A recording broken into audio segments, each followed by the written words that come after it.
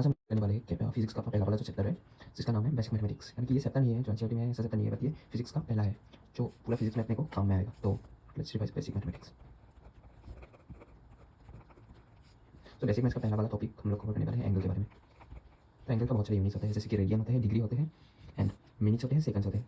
तो जो 180 डिग्री होता है वो होता है पाई रेडियन के बराबर। रेडियन को हम लोग ऐसे सी डे के ऊपर बताते हैं। Okay, 1 degree equal to 60 minutes. Minutes को एक ऐसे बार लगा के ऊपर से बताते हैं। एंड एक मिनट इक्वल टू क्या होता है 60 सेकंड्स होते हैं। सेकंड्स को हम लोग डबल से बार लगा के बताते हैं। तो यही होता है यूनिट्स। ओके, इसको मैं लिख देता हूँ सी इक्वल टू रेडियन मिनट्स। ये मिनट्स एंड सेकंड्स का टाइम का यूनिट नहीं है, ये किसका यूनिट है? एंगल का यूनिट है, सेकंड्स। और ये तो पता है आप लोगों को डिग्री। तो एंगल हमने कवर कर लिया। नेक्स्ट टॉपिक आता है ट्रिग्नोमेट्री। तो ट्रिग्नोमेट्री करते हैं अभी। तो सबसे पहले हम लोग ट्रिग्नोमेट्री पढ़ने से पहले एक एंगल मतलब एक ट्रायंगल की बात कर लेते हैं। सॉरी सॉल्व कर मैंने ट्रायंगल में ऐसा ट्रायंगल ये 90 डिग्री है, जिसका साइज कैसा है? ये वाला साइज 5 है, ये वाला साइज 3 है, ये वाला साइज 4 है। तो ये वाला एंगल हो जाएगा 53 डिग्री और ये वाला एंगल कितना हो जाएगा? 37 डिग्री। ओके, तो अभी आप लोग साइन कॉस कैसे निकाल सकते हो इस एंगल के लिए? साइन थीटा यानी कि साइन 53 डिग्री क्या हो जाएगा? साइन थीटा क्या होता है? अगर लगे हम लोग 10 करो डिवाइडेड के साथ हर हर बोले तो परपेंडिकुलर हाइपोटेनस, इसके लिए परपेंडिकुलर क्या हो जाएगा? 4। हाइपोटेनस कितना है? 5। ओके, तो इसी तरह हम लोग साइन 37 डिग्री क्या निकलेगा? जैसे सब सब मतलब रेशियो से निकाल सकते हैं ना इस ट्रायंगल का। तो 3 4 5 का इंपॉर्टेंट होता है। तो साइन 37 डिग्री निकाल लेते हैं परपेंडिकुलर हाइपोटेनस। हो गया ये ट्रिग्नोमेट्री का पहला टॉपिक जो था। इस बार एंगल को हमने पढ़ लिया है। ओके, नेक्स्ट हम लोग पढ़ते हैं ट्रिग्नोमेट्री का एक इंपॉर्टेंट टॉपिक एसटीसी रूल। इधर ए लिख दो एस टी सी, तो मतलब इधर ऑल पॉजिटिव होते हैं। पॉजिटिव की बात करते हैं हम लोग। सब साइन कैसे कैसा होगा मैं बताऊंगा कैसा है ये रूल। तो सबसे पहले याद रख लो ये जो क्या है, ये सब इन सब कोऑर्डिनेट में क्या क्या पॉजिटिव होगा। ओके, क्या क्या रेशियो पॉजिटिव होगा ट्रिग्नोमेट्री का? इधर होता है साइन एंड कोसेक पॉजिटिव होता है इधर। देन इधर होता है टेन एंड कॉट पॉजिटिव होता है। इधर कॉस एंड सेक पॉजिटिव होता है। ओके, तो याद रखिए। अभी कब काम में आता है मैं दिखाता हूँ। तो हमने अभी तक क्या पढ़ा था? थीटा 90 डिग्री से सो फिर इक्वल के लिए पढ़ा था, है ना? 0 डिग्री के इक्वल फिर बड़ा से बड़ा था। तो अभी तक लिखने के लिए ही पढ़ा था हमने कुछ बेसिक। पर 90 डिग्री से अगर बड़ा हो जाए थीटा तो कैसे निकालेंगे? इस एसटीसी रूल्स की मदद से निकालेंगे। तो कैसे? एक्स समझ लो, मैंने लिखा साइन 390 डिग्री। ओके, तो इसको हम लोग कैसे निकालेंगे अभी देखो। अभी मैं इसको 390 को कैसे लिख सकता हूँ? 360 डिग्री प्लस 30 डिग्री लिख सकता हूँ। ओके, तो साइन इसको 90 के फॉर्म में लेके आओ। ओके, तो 90 इंटू क्या हो जाएगा? 90 डिग्री इंटू 4 प्लस 30 डिग्री ये हो जाएगा। ओके, तो ये क्या ऑड नंबर है? फिर इवन नंबर है। ये इवन नंबर है तो फिर ये साइन चेंज नहीं होगा, साइन साइन ही आएगा। अगर ये ऑड नंबर होता 90 का मल्टीपल तो क्या आता? साइन चेंज होकर क्या आ जाता? कॉस आ जाता। ओके, तो ये तो इवन ही है तो 90 का साइन का साइन ही रहेगा। देन आगे क्या है? 30 डिग्री है। तो इससे पहले ये देख लो 30 डिग्री लगा दो जो भी है नीचे आगे का। बट अभी साइन देखना, इधर पॉजिटिव आएगा फिर नेगेटिव आएगा। कैसे? तभी ये रूल काम में आएगा। देखो 90 इंटू 4 है तो एक 90 इधर होता है ना? 90 होता है ना? 90 देन ये आ जाएगा 180 270 360 प्लस 30 डिग्री मतलब प्लस 30 डिग्री कौन से कोऑर्डिनेट में आएगा? इस वाले में आएगा। तो इसमें सब कुछ पॉजिटिव है तो फिर ये पॉजिटिव साइन आ जाएगा। ओके, तो अगर इस वाले में आता कोऑर्डिनेट तो क्या आता? तो भी पॉजिटिव आता है। इधर साइन पॉजिटिव होता है और ये साइन ही है। ओके, देन इसमें आता तो नेगेटिव हो जाता है क्योंकि इसमें टेन एंड कोट पॉजिटिव होता है लेकिन इधर साइन है। तो ये रूल एसटीसी रूल कैसे अप्लाई करना है पता चल गया। ओके, नेक्स्ट देखो साइन कब कब जीरो होता है? साइन थीटा कब जीरो होता है? हम लोग लिख देते हैं sine n pi equals to zero होता है। मतलब एन कुछ भी होल नंबर हो सकता है। ओके, तो जीरो से लेकर कुछ भी हो सकता है होल नंबर। तो साइन एन पाई जीरो होता है मतलब ऐसा sine 180 degree 360 degree 0 degree zero हो जाएगा। देन कॉस फिर लिखना 2n + 1 यानी कि कोई ऑड नंबर हो and pi by 2 equals to zero होता है। तो sine n pi equal zero होता है, cos 2n + 1 pi by 2 equal zero होता है। देन साइन थीटा का हाईएस्ट वैल्यू क्या होता है? 1 होता है। लोएस्ट वैल्यू क्या होता है? 0। तो साइन थीटा 0 एंड 1 के बीच में ही होता है साइन थीटा का वैल्यू। सेम इधर कॉस थीटा का भी वैल्यू 0 से लेकर 1 तक के बीच का ही होता है। देख लेते हैं। अगर a + b = 90 डिग्री हो गया देन क्या होगा? तो साइन a = cos b हो जाएगा। एंड अगर a + b = 180 डिग्री हो गया देन क्या होगा? Sine a minus sine b = 0 हो जाएगा। लेकिन cos a + cos b का वैल्यू 0 हो जाएगा। But similarly tan a + tan b का भी वैल्यू 0 हो जाएगा। कभी कभी यूज में आता है तो याद रख लेना। तो a + b 90 डिग्री होता है तो ये होता है sine a = cos b। a + b 180 degree होता है तो sine a minus sine b 0 होता है। cos a + cos b 0 होता है, tan a + tan b 0 होता है। ओके, यहाँ पर maximum and minimum value of trigonometric function. Okay, तो maximum value of trigo function देखो। तो सबसे पहले हम लोग इसकी देख लेते हैं y = ये साइन x। तो इसका y का मैक्सिमम वैल्यू कब मिलेगा अपने को? जब साइन x मैक्सिमम होगा। ओके, तो y मिनिमम कब मिलेगा? जब साइन x मिनिमम होगा तब। इफ इसी टर्म को मैं ऐसा लिख दूँ minus of a sine x then क्या होगा? y मैक्सिमम कब मिलेगा अपने को? जब साइन x मिनिमम हो। ओके, क्या माइनस है तो y मिनिमम कब मिलेगा? साइन x मैक्सिमम हो। देन अगर एक फंक्शन में ऐसे लिख दूँ y = y a sine x plus b cos x, है ना? तो y मैक्सिमम कैसे निकालेंगे इस बार? रूट ओवर के अंदर a square plus b square. Y minimum कैसे निकालेंगे, आगे माइनस लिख दो एन रूट ओवर के अंदर a square plus b square, ये होता है मैक्सिमम मिनिमम वैल्यू कैसे निकालते हैं। देन कुछ हम लोग ट्रिक को फॉर्मूलाज देख लेते हैं। तो सबसे पहले sine square theta plus cos square theta, तो प्लस 10 में ही बनाया हमने, इसका वैल्यू 1 होता है। दूसरा 1 plus tan square theta equal to sec square theta, ये भी प्लस 10 में पढ़ा था। Third 1 plus cos square theta cosec square theta के बराबर होते हैं। ओके, तो ये तीन तो हमने क्लास 10 में पढ़ा था। अब नया फॉर्मूला क्या आएगा देख लें, साइन ए प्लस बी दोनों के सम। तो ये होता है sine a cos b plus cos a sine b. Then fifth sine a minus b क्या होगा, sine a cos b minus cos a sine b. Sixth cos a minus a plus b होता है cos a cos b minus sine a sine b. Then seven में cos a minus b होगा cos a cos b plus sine a sine b. फिर tan a plus B tan a plus tan b divided by 1 minus tan a tan b। cot a plus B क्या होगा, इसका उल्टा होता है। Okay, तो क्या हो जाएगा cot a cot b minus 1 cot b plus cot a। tan में tan a minus b tan a minus tan b divided by 1 plus tan a tan b होगा। इधर cot a माइनस b क्या होगा, similarly cot a minus b होगा, इसका उल्टा मतलब ऐसा होगा cot b cot a plus 1 cot b minus cot a। Okay, इसके बाद हम लोग फॉर्मूला देखते हैं साइन 2 थीटा की। जो आता है sine 2 theta 2 sine theta into cos theta होता है। देन हम लोग देखते हैं साइन 2 थीटा के बाद कॉस 2 थीटा। कॉस 2 थीटा की कितना होगा, मतलब ये होता है 2 cos स्क्वायर थीटा माइनस 1 या फिर cos square theta minus sine square theta के बराबर। नेक्स्ट फॉर्मूला देखते हैं हम लोग tan 2 थीटा 2 tan थीटा और में 1 माइनस tan स्क्वायर थीटा, ये होता है tan 2 थीटा। 15 इस बार हम लोग देखते हैं साइन थीटा। तो देखो साइन 2 थीटा क्या था, साइन 2 थीटा था 2 साइन थीटा cos थीटा। तो मैंने जो एंगल था 2 थीटा उसको हाफ कर दिया, मतलब 2 से डिवाइड कर दिया। तो सारे टर्म्स को भी 2 से डिवाइड करेंगे तो ये मिल जाएगा, तो 2 sine theta by 2 cos theta by 2, इसका वैल्यू हो जाएगा 16 बाई cos थीटा। इसमें मैंने cos 2 थीटा को 2 से डिवाइड कर दिया, यानी कि cos थीटा हो गया। तो उसका भी सारा टर्म्स को मैं क्या करूँगा 2 से डिवाइड कर दूँगा, तो cos square theta by 2 minus sine square theta by 2 17। tan 2 theta को भी ऐसे कर सकते हैं, बट ऐसा नहीं सही अभी हमें। तो अगर साइन इसको भी 2 से डिवाइड करें, साइन थीटा बाई 2 करें तो ये बन जाएगा ऐसा, मतलब के अंदर 1 माइनस cos थीटा। यही फॉर्मूला हमें सही है ट्रिग्नोमेट्री का। तो ट्रिग्नोमेट्री खत्म करते हैं। नेक्स्ट टॉपिक, सॉरी लास्ट एक थोड़ा सा टॉपिक है, देखो एंगल एप्रोक्सीमेशन।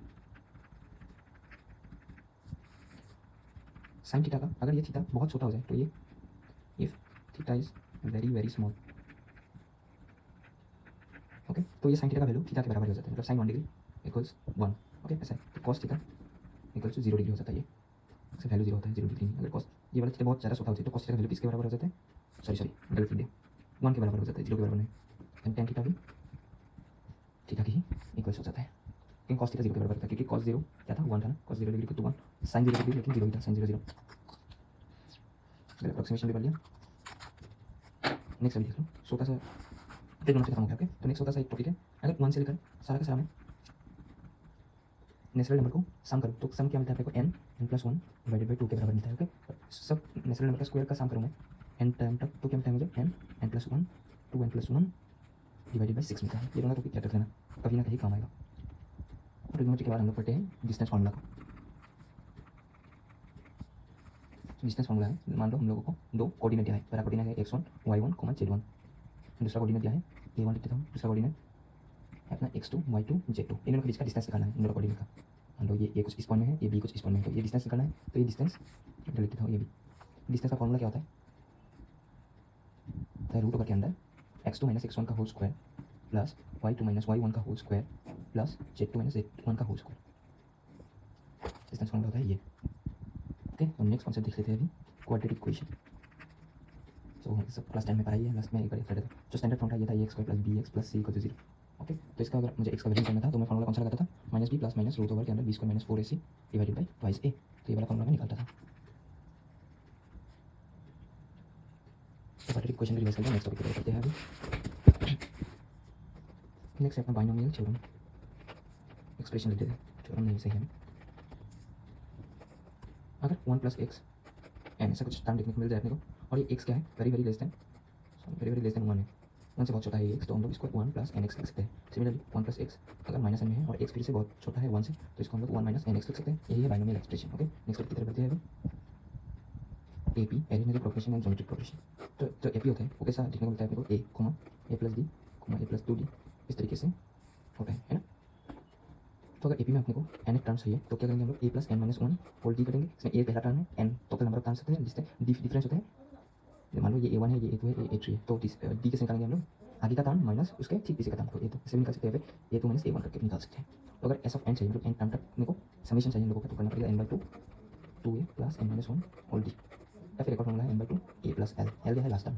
तो अरिथमेटिक प्रोग्रेशन देख रहे हैं, इस पर हम लोग देखेंगे ज्योमेट्रिक प्रोग्रेशन क्या होता है। ज्योमेट्रिक प्रोग्रेशन का ऐसा a एक R A R square A R cube okay. तो इसमें ए एन टर्म कैसे निकालेंगे, ए आर एन माइनस 1 ये फॉर्मूला है।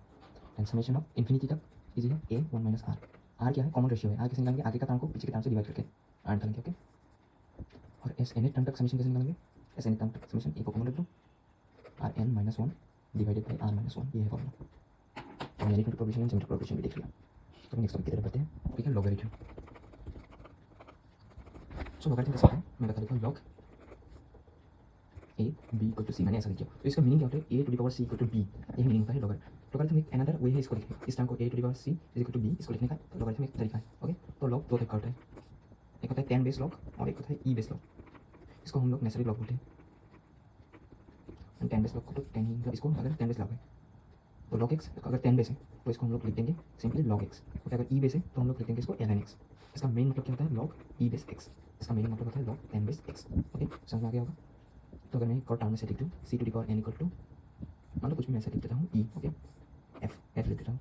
तो इसको अगर लॉगरिथम में कन्वर्ट करना है तो क्या बनाएंगे हम लोग, लॉग चीज से आना पड़ेगा एफ इक्वल टू एन, तो c to the power n equal to f ऐसे लिखते हैं हम लोग। तो लॉग का कुछ वैल्यू होता है उसको याद रखना है अपने को, log 2 इसका वैल्यू होता है 0.3, log 3 इसका वैल्यू होता है 0.48, देन log 5 इसका वैल्यू होता है 0.7, देन log 7 इसका वैल्यू होता है 0.85।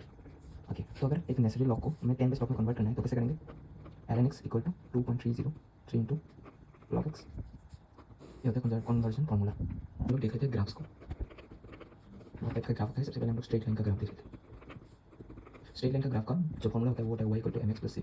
इसमें c होता है y इंटरसेप्ट, m होता है इसका स्लोप।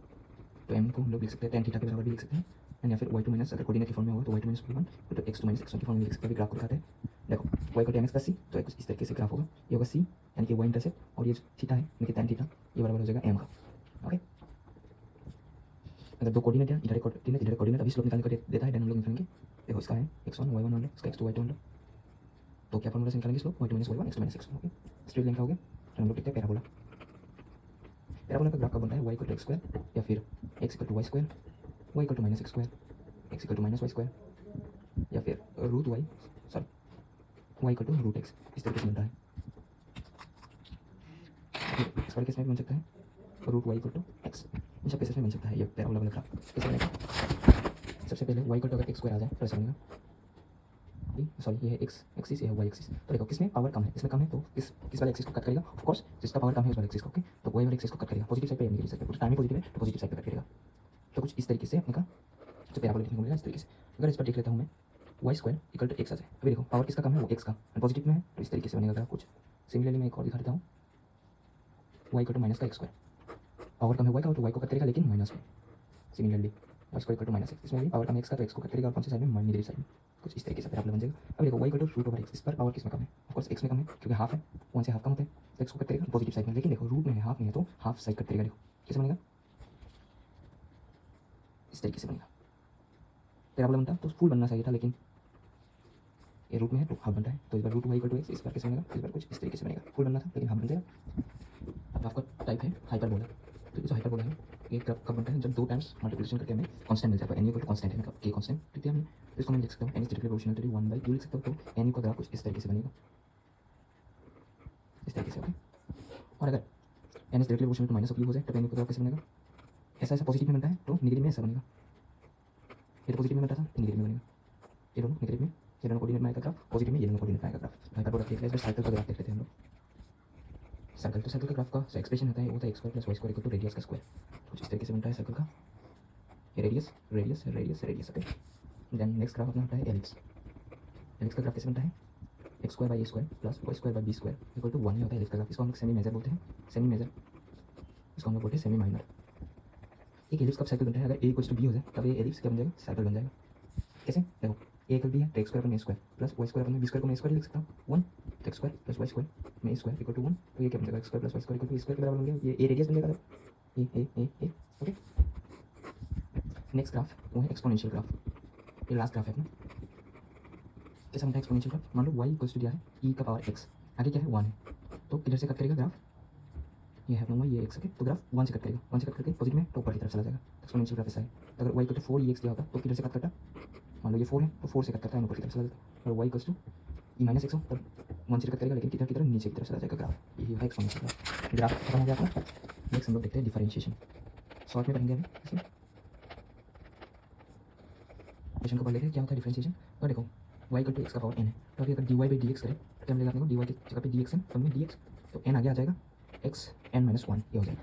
ओके, तो अगर प्रोडक्ट रूल लगाए हम लोग, सॉरी प्रोडक्ट रूल नहीं, सबसे पहले अगर y equal to k constant है एंड x का पावर n है, तब अगर dy बाई dx करेंगे तो क्या होगा, k कांस्टेंट हमेशा आगे आ जाता है एंड n ऊपर की, या n भी आगे आ जाएगा, x n माइनस 1 ये हो जाएगा। ओके, तो अगर हम लोग डिफरेंशिएशन पे कांस्टेंट करें तब क्या मिलता है हमें, डिफरेंशिएशन पे कांस्टेंट तो हमको 0 मिलता है। ओके, तो प्रोडक्ट रूल करते हैं अभी, प्रोडक्ट रूल ऑफ डिफरेंशिएशन, तो d u v d x, ये दोनों कांस्टेंट नहीं है। कांस्टेंट होता तो डायरेक्ट 0 हो जाता है, लेकिन कांस्टेंट नहीं है। ओके, तो अभी दो टर्म है, इसको प्रोडक्ट रूल में कैसे करेंगे, सबसे पहले यू को आगे लेके आओ, d v by d x कर दो, नेक्स्ट प्लसिंग लगा दो, नेक्स्ट वी को आगे आके D u by d x कर दो, तो होता है प्रोडक्ट रूल। देन हम लोग देख लेते हैं क्वेश्चन रूल। और ये दोनों डिवाइड में हो तब यू बाई वी ऐसे हो, तब क्या करेंगे हम लोग, नीचे का जो टर्म होता है वो स्क्वायर हो जाएगा नीचे इस तरीके से, वी आगे आ जाएगा d u by d x minus में u d v by d x, ये होता है अपना क्वेश्चन रूल। ओके, तो नेक्स्ट हम लोग कुछ ट्रिग्नोमेट्री की टर्म को डिफरेंशिएशन करेंगे तो क्या मिलता है उसको देख लेते हैं। Differentiation of sine x by d x क्या मिलता है, इससे मिलता है cos x। Then differentiation of cos x by d x क्या मिलता है, ये मिलता है हमें minus of sine x. Differentiation of tan x term of d x क्या मिलेगा, सेक स्क्वायर एक्स। फिर differentiation of cot x minus of cosec square x, तो लिख देता हूँ minus of cosec square x. Okay, next differentiation of sec x क्या मिलेगा, sec x into tan x. Differentiation of cosec x और d x क्या मिलेगा, minus of cosec x into cot x. Differentiation of e x in term of x क्या मिलेगा, e x मिलेगा। और differentiation of l n x in term of differentiation of x in term of x क्या मिलेगा, 1 by x. Okay, ये सब याद कर लेना, डिफरेंशिएशन इधर खत्म होता है। नेक्स्ट हम लोग देखते हैं इंटीग्रेशन। इंटीग्रेशन को इस वाले चिन्ह से डिनोट किया जाता है। ओके, तो अगर मैं इंटीग्रेशन करूँ एक टर्म में मान लो y को एक्स एन, तो इसका इंटीग्रेशन अगर मैं करूँ y का डी एक्स के फॉर्म में, तो ये कैसे बनेगा, integration of x n in the form of d x, तो ये बन जाएगा x n plus 1 divided by n plus 1 n plus c. C कोई भी सभी कॉन्स्टेंट होता है। अगर वाई बार के एक्स एन हो गया तो वाई डी एक्स क्या होगा, के तो आगे आ जाएगा डी सॉरी क्या आगे आ जाएगा x n plus 1 upon n plus 1 divided by n plus 1 plus c हो जाएगा। ओके, तो ट्रिग्नोमेट्रिक टर्म्स में इंटीग्रेशन का फॉर्मूला देखते हैं। सॉरी, इससे पहले हम लोग देख लेते हैं, अगर y equal to 1 by x हो गया या फिर x माइनस 1 हो गया तब क्या होगा, तब y डी एक्स किसके बराबर होगा, तो 1 by x into D x, तो ये हो जाएगा एल एन एक्स प्लस सी के बराबर। एक्सेप्शन है, मतलब n का वैल्यू कुछ भी हो सकता है लेकिन माइनस 1 के बराबर नहीं हो सकता। इसमें भी n का वैल्यू इस फॉर्मूला को अप्लाई होने के लिए माइनस 1 के बराबर नहीं हो सकता। तो अगर माइनस 1 के बराबर होता है तो L n x plus c हो जाता है। इंटीग्रेशन ऑफ साइन एक्स देख लेते हैं in the form of d x, ये होता है minus of cos x plus c. Integration of cos x form of d x देख लेते हैं साइन एक्स प्लस सी, तो इस बार साइन 5x अगर ऐसे हो डी एक्स मामले में तो कैसे निकालेंगे हम लोग, minus cos 5x divided by 5 plus c. जैसे इंटीग्रेशन ऑफ लॉग एक्स, ये क्या हो जाएगा x log x minus x plus c. हम लोग एरिया अंडर कर्व पढ़ लेते हैं, एरिया अंडर कर्व जो कि इंटीग्रेशन का ही टॉपिक है, इंटीग्रेशन करके ही मिलता है। ओके, तो जो एरिया अंडर कर्व है, तो ट्राइंगल अगर कोई डेफिनिट शेप है जिसका हम लोग जानते हैं तो ट्राइंगल का भी निकाल सकते हैं हम लोग फॉर्मुला यूज करके, रेक्टेंगल का भी यूज करके फॉर्मुला यूज करके निकाल सकते हैं। लेकिन कुछ अगर इरेगुलर शेप आ गया, ऐसा शेप आ गया तो इसका तो हमने फॉर्मुला नहीं बनाया कभी भी, तो इसका भी तो कोई एरिया होगा, तो इसको कैसे निकालेंगे, इसके लिए हमें अप्लाई करना पड़ेगा इंटीग्रेशन। तो देखो ये होगा डी एक्स, ये होगा वाई, तो एरिया अंडर कर्व क्या होता है, integration of y d x, ये याद रख लेना। और देखो ये एक्स इनिशियल होगा, ये एक्स फाइनल होगा, तो एक्स इनिशियल से लेकर एक्स फाइनल तक, तो इन डी एक्स बोलिए, तो एरिया अंडर कर्व पढ़ लिया। ये एक लास्ट टॉपिक नहीं है, मैक्सिमम मिनिमम वाला कॉन्सेप्ट लेते हैं। मैक्सिमम मिनिमम, तो मैक्सिमम मिनिमम कैसा होता है इसको देख लो। अगर कोई सा भी टर्म है, अगर इसको डबल डिफरेंशिएशन करेंगे d square y by d x square, अगर इसका वैल्यू ग्रेटर देन 0 हो गया, डबल डिफरेंशिएशन के बाद ग्रेटर देन 0 हो गया तो ये होता है मिनिमम। अगर डबल डिफरेंशिएशन के बाद लेस देन 0 हो गया तो इसको बोलते हैं हम लोग मैक्सिमम। ओके, यही था मैक्सिमम मिनिमम का कॉन्सेप्ट। नेक्स्ट हम लोगों का टॉपिक है वेक्टर, उसके बाद चैप्टर खत्म हो जाएगा। जल्दी से हम लोग इस बार वेक्टर पढ़ लेते हैं। ओके, जो फिजिकल क्वांटिटी होता है वो किसको हम लोग फिजिकल क्वांटिटी बोलते हैं? Anything which can be measured, जिसको हम लोग मेजर कर सकते हैं उसको हम लोग फिजिकल क्वांटिटी बोलते हैं ना। तो फिजिकल क्वांटिटी दो टाइप का होता है, एक होता है स्केलर जिसका ओनली मैग्नीट्यूड होता है, एक होता है वेक्टर। इसका तीन प्रॉपर्टी होता है। सबसे पहले तो इसका मैग्नीट्यूड होता है, देन इसका डायरेक्शन होता है, देन इसका ये वेक्टर लॉ ऑफ एडिशन को फॉलो करता है, एडिशन को फॉलो करता है। इन दोनों तीनों प्रॉपर्टी होते हैं एक वेक्टर क्वांटिटी में। तो अभी मैं एक अगर क्वेश्चन पूछूं, करंट के पास डायरेक्शन भी है, मैग्नीट्यूड भी है, तो करंट कैसा क्वांटिटी है? स्केलर है या फिर वेक्टर है? तो इसका आंसर हो जाएगा मैग्नीट्यूड भी है, डायरेक्शन भी है, लेकिन फिर भी इसको हम लोग स्केलर क्वांटिटी बोलते हैं। क्यों? क्योंकि ये वेक्टर लॉ ऑफ एडिशन को फॉलो नहीं करता करंट, इसी वजह से।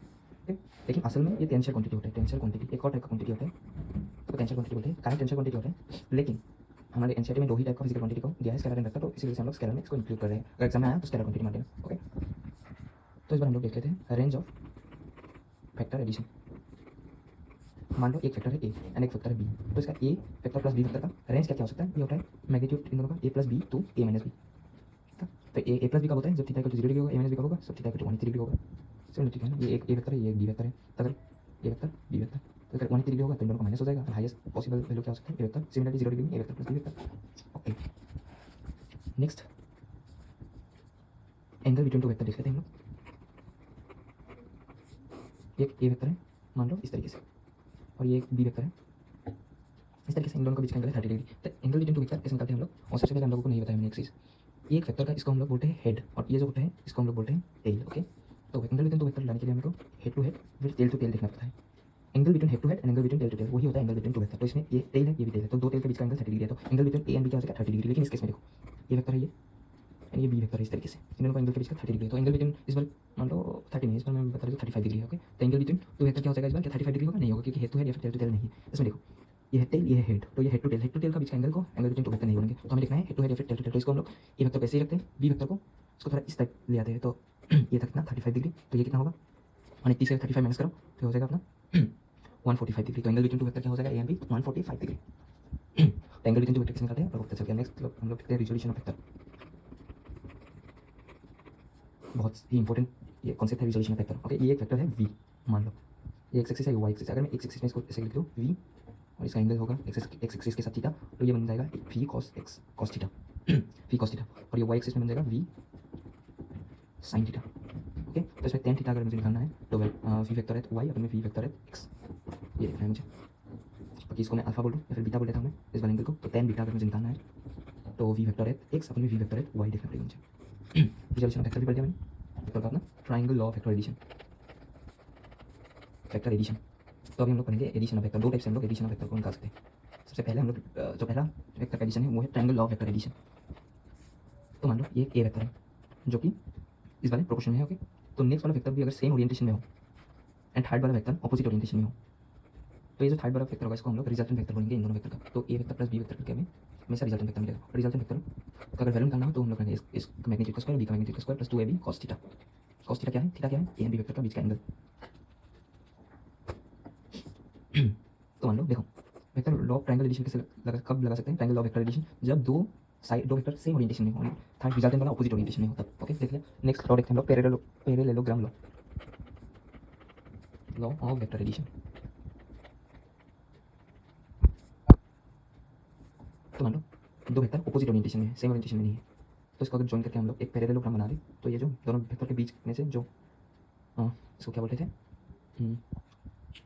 ये जो साइड जाएगा ना तो ये होगा रिजल्टेंट साइड, और ऑपोजिट का जो दूसरा साइड जाएगा इसको हम लोग डिफरेंट साइड मतलब डिफरेंस या फिर नेगेटिव का जो ए माइनस बी करके मिलेगा वो डिफरेंस होगा इन दोनों का वेक्टर का। तो resultant equal to a vector plus b vector. ये रूल कब लगता है? जब दोनों ऑपोजिट ओरिएंटेशन में हो। तो ये बी वेक्टर के साथ अल्फा एंगल बनाएगा, तो टेन अल्फा अगर हमें चाहिए तो कैसे करेंगे हम लोग? ए साइन थीटा, थीटा है ए एंड बी का बीच का एंगल जो कि ये बनेगा ए साइन थीटा में ए कॉस थीटा प्लस बी। तो पैरेललोग्राम लॉ भी देख लिया हम लोगों ने। तो नेक्स्ट टॉपिक है अपना, लोगों को एक बात बोलना चाहूँगा, इधर हम लोगों ने थोड़ा एक टॉपिक स्किप कर दिया था, इसका नाम है यूनिट वेक्टर। तो यूनिट वेक्टर कुछ नहीं होता, यूनिट वेक्टर होता है वेक्टर, एक मान लो ए वेक्टर है ना, तो vector divided by etch magnitude, इसी को हम लोग यूनिट वेक्टर बोलते हैं। कोई सा भी vector divided by etch magnitude, vector divided by etch magnitude, ये होता है यूनिट वेक्टर। यूनिट वेक्टर का अगर हम लोग मैग्नीट्यूड पूछे तो क्या होता है मैग्नीट्यूड? यूनिट वेक्टर का मैग्नीट्यूड होता है 1, ओनली डायरेक्शन होता है यूनिट वेक्टर का। ठीक है, देखो एक वेक्टर में क्या होता है मैग्नीट्यूड इंटू डायरेक्शन होगा, डिवाइडेड बाई मैग्नीट्यूड, तो मैग्नीट्यूड कैंसिल हो जाएगा, तो ओनली डायरेक्शन बचेगा ना। तो इसी वजह से यूनिट वेक्टर डायरेक्शन शो करता है। तो ये तीन टाइप का यूनिट वेक्टर होता है, आई कैप, जे कैप एंड के कैप। तो ये है पॉजिटिव एंड नेगेटिव में एक्स डायरेक्शन को बताता है, एक्स में डायरेक्शन या वाई में डायरेक्शन या जेड एक्सिस का डायरेक्शन बताता है, आई जे कैप। तो इसमें देखो एक वेक्टर मान लो 2 आई कैप प्लस 3 जे कैप प्लस 4 के कैप है, और के एक वेक्टर है, इसका मान लो फिर से 2 आई कैप प्लस 3 जे कैप प्लस 5 के कैप। तो अगर इन दोनों को मैं डॉट प्रोडक्ट करना है वी डॉट के, तो कैसे करूँगा मैं? देखो ए बी कॉस थीटा है, तो कॉस क्या 90 डिग्री जीरो होता है हमेशा, एंड कॉस 0 1 होता है। तो 90 डिग्री का जो भी आई जे के, आई जे देखो आई इंटू जे, ये देखो एक्स, ये एक्स है, ये वाई है, दोनों का बीच का एंगल 90 डिग्री है, तो इसमें भी जीरो आ जाएगा। आई के दोनों का बीच का एंगल 90 डिग्री है। तो डॉट प्रोडक्ट में हमें सिर्फ सिमिलर सिमिलर को देखना है, ये जो सिमिलर सिमिलर है इसको हम मल्टीप्लाई करना है। तो आई आई कैप मतलब आई कैप एंड आई कैप के बीच का एंगल होता है कितना डिग्री, मतलब एक्स एंड एक्स का बीच का एंगल होता है 0 डिग्री, तो कॉस 0 1 होता है। तो ऐसे करेंगे हम लोग, आई आई जे जे 1 मिलेगा, ठीक है, मल्टीप्लाई करके भी 1 मिलेगा। तो आई आई करके तो 1 मिलेगा एंड 2 2 4, तो ये 4 प्लस 3 3 9 प्लस 5 4 से 20। ओके, डॉट प्रोडक्ट में सिर्फ सिमिलर टर्म को देखना है। तो कितना हो गया अपने को 24 प्लस 9 28 33 हो गया। तो इसमें देखो ओनली मैग्नीट्यूड मिल गया, इसी वजह से इसको हम लोग स्केलर प्रोडक्ट बोलते थे। तो आई होप आपको स्केलर प्रोडक्ट समझ में आ गया होगा। नेक्स्ट अपना टॉपिक है क्रॉस प्रोडक्ट। और प्रोडक्ट के बाद क्रॉस प्रोडक्ट, तो इसको कैसे डिनोट किया जाता है? एक वेक्टर बी वेक्टर, तो इन दोनों के बीच का में क्रॉस लगा के या फिर मल्टीप्लिकेशन स्केल लगा साइन लगा के इसको डिनोट किया जाता है। तो ये होता है ए बी साइन थीटा के बराबर। अगर मैग्नीट्यूड की बात करें तो इसमें डायरेक्शन भी होगा, तो हम लोग को मैग्नीट्यूड चिन्ह लगाना पड़ेगा। ए क्रॉस बी का magnitude a b sine theta होता है। तो साइन थीटा का फॉर्मूला क्या मिल गया? दो वेक्टर का क्रॉस प्रोडक्ट मैग्नीट्यूड का मल्टीप्लिकेशन, ये होता है साइन थीटा का फॉर्मूला। एक्स पर देख लो, इसमें एक ट्रायंगल सिमिलर अगर देखो ये साइन थीटा, साइन जीरो का वैल्यू क्या होता है? 0 डिग्री का वैल्यू होता है 0, है ना। तो आई आई जो डॉट प्रोडक्ट में हम देखो 1 मिल रहा था, आई इंटू आई करके, फिर आई इंटू सिमिलर मतलब जे इंटू जे करके, फिर जे इंटू माइनस जे भी करेंगे। तो इस बार अपने को 0 मिल जाएगा, क्योंकि 0 डिग्री में वैल्यू 0 मिल रहा है। तो के इंटू के करके भी 0 मिल जाएगा, के इंटू माइनस के करके भी 0 मिल जाएगा, क्योंकि साइन थीटा भी 0 होता है, साइन 180 डिग्री भी 0 होता है। तो इस बार हम लोग ऐसा कुछ ये बना लेंगे। ओके, तो ऐसा ऐसा साइन लगा लो। तो आई इंटू जे करके अपने को के मिलेगा, जे इंटू के करके अपने को आई मिलेगा। तो जो क्लॉकवाइज देखो इसको, दो टाइम को मल्टीप्लाई करके के मिलेगा। ओके, आई जे करके के मिलेगा, के आई करके जे मिलेगा, और उल्टा देखें हम लोग आई के करके आई इंटू के करके माइनस जे मिलेगा। तो मैं आप लोगों को दिखा देता हूँ, एक वी टर्म लेता हूँ 2 आई के प्लस 3 जे के प्लस 1 के। ओके, एक के टर्म लेता हूँ मैं, के वेक्टर लेता हूँ, मतलब 2 आई के प्लस 3 जे के प्लस 5 के। तो इसका क्रॉस प्रोडक्ट अगर करना है मुझे किस लिखूंगा मैं? तो सबसे पहले पहला वेक्टर को मैं लिखूंगा इस तरीके से 2 3 1, फिर से कॉर्नर लिखूंगा 2 3 1। ओके, नेक्स्ट इसी को भी सेम लिखूंगा मैं 2 3 5 2 3 5। नेक्स्ट जो कॉर्नर का इन दोनों को मैं कट कर दूंगा। नेक्स्ट इसको मैं 3 5 15 हो जाएगा, 1 2 2 हो जाएगा, 2 3 6 हो जाएगा। नेक्स्ट इसको भी सिमिलरली लिखूंगा 3 1 3 5 2 10 2 3 6। तभी इसको आगे मैं नेगेटिव साइन लगा दूंगा। 15 माइनस 13 माइनस 3 क्या हो जाएगा 12, 2 माइनस 3 क्या हो जाएगा माइनस 8, 6 माइनस 6 0। तो यह आ जाएगा अपना पहला वाला आई कैप माइनस एक जे कैप, के कैप 0 के कैप। तो जो आंसर आ जाएगा अपना वी इंटू के करके जो मैग्नीट्यूड आ जाएगा उनका आ जाएगा 12 आई कैप माइनस 8 जे कैप।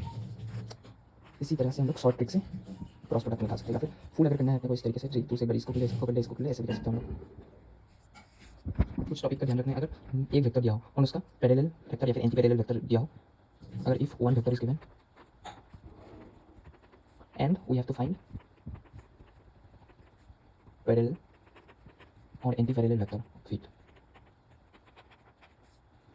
तो हम लोग क्या करेंगे? क्रॉस प्रोडक्ट करेंगे। तो मान लो जब हम एक वेक्टर दिया है क्वेश्चन में, ऑप्शन में मान लो ए वेक्टर है, बी वेक्टर है, सी वेक्टर है एंड डी वेक्टर है, तो वी से किसको क्रॉस प्रोडक्ट करने के बाद 0 आएगा उसको देख लेना है, क्रॉस प्रोडक्ट इक्वल टू 0, इसको देख लेना है। ओके, अगर if one vector is given and we have to find perpendicular vector to it, तो तब कैसे निकालेंगे हम लोग? तब डॉट प्रोडक्ट इक्वल टू 0 करना है। ओके, फॉर्मूला याद रखना है, डॉट प्रोडक्ट करके 0 जब आएगा, देखो वी एक वेक्टर दिया है, इसका परपेंडिकुलर वेक्टर निकालना है, तो वी इंटू ए का डॉट प्रोडक्ट कर लो एक बार, जिसमें भी 0 आएगा बस वही क्या हो जाएगा? परपेंडिकुलर वेक्टर हो जाएगा। नेक्स्ट कॉन्सेप्ट देखो, if two vectors are given and we have to find perpendicular vector, जो थर्ड परपेंडिकुलर वेक्टर निकालना है मेरे को। तो एक अगर दो वेक्टर दिया है, मान लो एक वेक्टर दिया है वी एंड एक वेक्टर दिया के, एंड थर्ड जो कि परपेंडिकुलर वेक्टर अपने को निकालना है, तब कैसे करेंगे हम लोग? इन दोनों का क्रॉस प्रोडक्ट करेंगे। क्रॉस प्रोडक्ट दोनों जो गिवन वेक्टर होगा क्रॉस प्रोडक्ट और गिवन वेक्टर, यही रूल है। ओके, तो जब वेक्टर चैप्टर खत्म ही होगा, लास्ट वन टॉपिक है, इसको जल्दी से खत्म कर लेते हैं। तो क्या है? Rhombus law. ये ट्रिक है एक्चुअली, ये कोई कॉन्सेप्ट नहीं है, ये ट्रिक है बस लॉ। मान लो हमने रोम्बस बना दिया, जिसका सारा का सारा वेक्टर का साइड सेम है, ए ए ए ए, क्योंकि एक रोम्बस का साइड सेम होता है, तो एक अगर इक्वल वेक्टर हो तब ये अप्लाई होगा। तो नेक्स्ट अपना जो ये होता है अपना रिजल्टेंट वेक्टर होगा, और ये वाला वेक्टर जो होगा वो डिफरेंस वेक्टर होगा। तो ये resultant vector and difference vector perpendicular होता है रोम्बस लॉ में। अभी हम लोग देखते हैं या थीटा देखते हैं, रिजल्टेंट वेक्टर देखते हैं, डिफरेंस वेक्टर देखते हैं। याद रखना क्या? ये जो साइड्स का मैग्नीट्यूड है इक्वल है, और resultant vector and difference vectors perpendicular होते हैं रोम्बस में। तो थीटा अगर 0 डिग्री होगा तो रिजल्टेंट क्या होगा? 2a होगा रिजल्टेंट, डिफरेंस क्या होगा? 0 वेक्टर हो जाएगा। फिर थीटा 180 डिग्री होगा तो रिजल्टेंट क्या होगा? 0 वेक्टर हो जाएगा, डिफरेंस क्या हो जाएगा? 2a हो जाएगा। तो थीटा 90 डिग्री है तो ये हो जाएगा रूट 2 ए, एंड मैंने बताया था 90 डिग्री थीटा 90 डिग्री में रिजल्टेंट होता है डिफरेंस वेक्टर इक्वल हो जाता है, तो रूट 2 ए हो जाएगा 90 डिग्री में 60 डिग्री एंड 120 डिग्री। 60 डिग्री में रिजल्टेंट होगा रूट 3 ए एंड डिफरेंस होगा ए, एंड 120 डिग्री में डिफरेंस होगा रूट 3 एंड रिजल्टेंट होगा ए। इन सबको याद रख लेना। इधर ही होता है अपना वेक्टर कॉन्सेप्ट खत्म और पूरा का पूरा हमने बेसिक मैथमेटिक्स खत्म कर दिया। नेक्स्ट अपना चैप्टर जो कि हम लोग पढ़ेंगे फिजिक्स का वो है यूनिट मेजरमेंट।